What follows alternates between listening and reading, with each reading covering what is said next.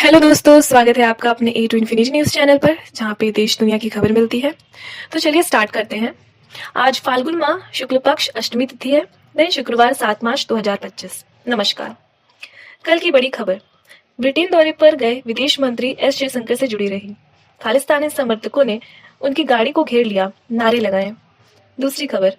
Cricket Mohammed Shami की energy drink पीने पर है, जिस पर मौलाना भड़क गए। लेकिन कल की बड़ी खबरों से पहले आज के कुछ प्रमुख इवेंट्स को देख लेते हैं, जिसमें पहला है प्रधानमंत्री नरेंद्र मोदी 2 दिन के गुजरात दौरे पर जाएंगे। वे आज सूरत में जनसभा को संबोधित करेंगे। दूसरा, यासीन मलिक के खिलाफ केस जम्मू से दिल्ली ट्रांसफर करने की सीबीआई याचिका पर सुप्रीम कोर्ट सुनवाई करेगा। चलिए अब कुछ अहम खबरों की हेडलाइंस देख लेते हैं। घर से बाहर निकलने पर नोच खा जाते हैं कुत्ते। यूपी के बहराइच के गांव में सन्नाटा। बच्चों ने स्कूल छोड़ा, लाठी डंडा लेकर निकल रहे लोग। इधर कोर्ट से बड़ा बयान आया। बुलडोजर एक्शन पर सुप्रीम कोर्ट ने यूपी सरकार को फटकारा। प्रयागराज में अतीक की प्रॉपर्टी समझ 5 मकान ढहाए, उन्हें सरकारी खर्च पर बनवाना होगा। बयान। एक हिंदू राष्ट्र की मांग सबसे पहले बिहार से उठेगी। धीरेन्द्र शास्त्री बोले, बिहार पर धमकी मिली, हमें रोकेंगे तो यही मठ बना दूंगा।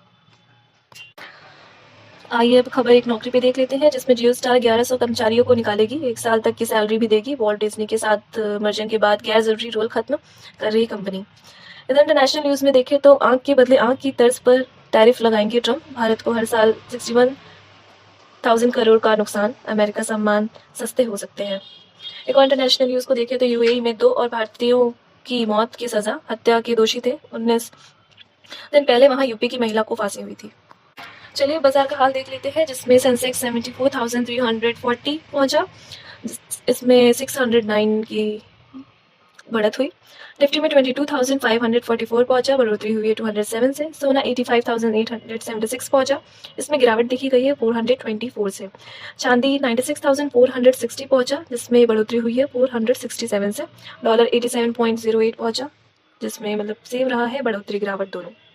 अब बात करते हैं आज के दिन की स्पेशलिटी की, जिसमें 1971 में शेख मुजीबुर रहमान का ऐतिहासिक भाषण। 7 मार्च 1971 आज ही के दिन बांग्लादेश के संपादक शेख मुजीबुर रहमान ने ढाका से रेस कोर्स मैदान में ऐतिहासिक भाषण दिया था। उन्होंने पाकिस्तान से आज़ादी का आह्वान किया था।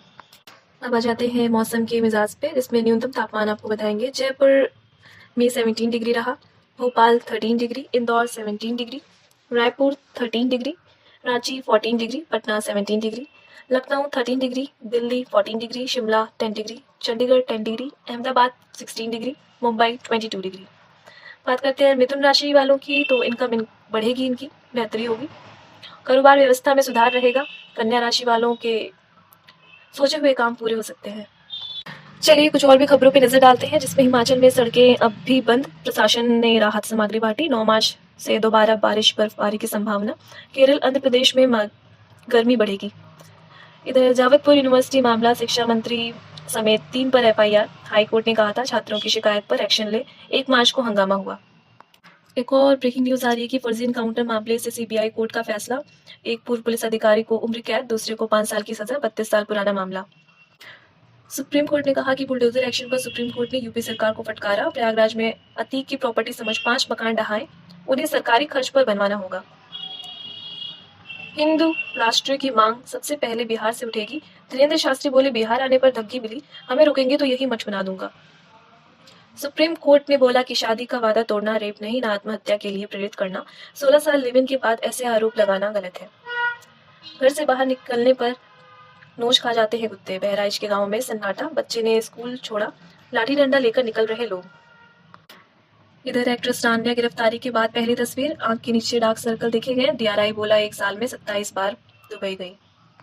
बात करते हैं तेलंगाना टनल हादसा। 13 दिन से फंसे 8 मजदूर। 5 साल पहले ही हादसे की चेतावनी दी गई थी, कोई एक्शन नहीं लिया गया। महाकुंभ से बड़ी खबर आ रही है कि महाकुंभ में ब्लास्ट करने वाला था बब्बर खालसा का आतंकी। कौशाम्बी से एसटीएफ ने पकड़ा। डीजीपी बोले, पीलीभीत में मारे आतंकियों को गोला बारूद दिए थे। इधर शमी के एनर्जी ड्रिंक पर मामला बढ़ के बोले वे मुजरिम हैं। बरेली में कहा, रोजा नहीं रखा, ऐसा हरगिज नहीं करना चाहिए था। इधर हिमाचल प्रदेश में पहले डीजीपी का निधन, राजकीय सम्मान के साथ हुई अंतिम विदाई। लखीमपुर नैनीताल के एसपी रहे। गोहमाल के मणिशंकर अय्यर को बताया सिरफिरा, बोले राजीव गांधी और पाकिस्तान पर उनके बयान फ्रस्ट्रेशन की पराकाष्ठा। इधर हरियाणा में पकड़े गए आतंकी का खुलासा, हैंडलर ने गड्ढे में छिपाया था हैंड ग्रेनेड। 4 मार्च को अयोध्या राम मंदिर पर हमला करना था। चलिए कुछ नए अपडेट्स के साथ। 1 अप्रैल से लागू होगा इनकम टैक्स का नया नियम। आपके सोशल मीडिया अकाउंट पर होगी अधिकारियों की नज़र। अप्रैल 2026 से आयकर अधिकारी किसी भी व्यक्ति के ईमेल, सोशल मीडिया अकाउंट की नज़र कर सकेंगे। मौजूदा आईटी अधिनियम 1961 में टैक्स चोरी का संदेह होने पर धारा 132 के तहत आयकर अधिकारियों के पास तलाशी लेने और संपत्तियों और खातों संबंधी दस्तावेज जब्त करने का अधिकार था। लेकिन नए आईटी बिल के इस अधिकार को नागरिकों के मोबाइल फोन और कंप्यूटर सिस्टम तक पहुंचा दिया है। 1 अप्रैल 2026 से आयकर अधिकारी किसी भी व्यक्ति के सोशल मीडिया अकाउंट, व्यक्तिगत ईमेल, बैंक, ऑनलाइन निवेश, ट्रेडिंग खाते और तमाम अन्य सामग्री तक पहुंचने और जांच करने में सक्षम होंगे। चलिए बात करते हैं कुछ स्कैम्स की जो कि बहुत फैले हुए हैं। साइबर स्कैमर्स ने लोगों को ठगने के लिए निकाला नया रास्ता। ओटीटी प्लेटफॉर्म के जरिए भी हो रहे हैं लोगों को अकाउंट खाली।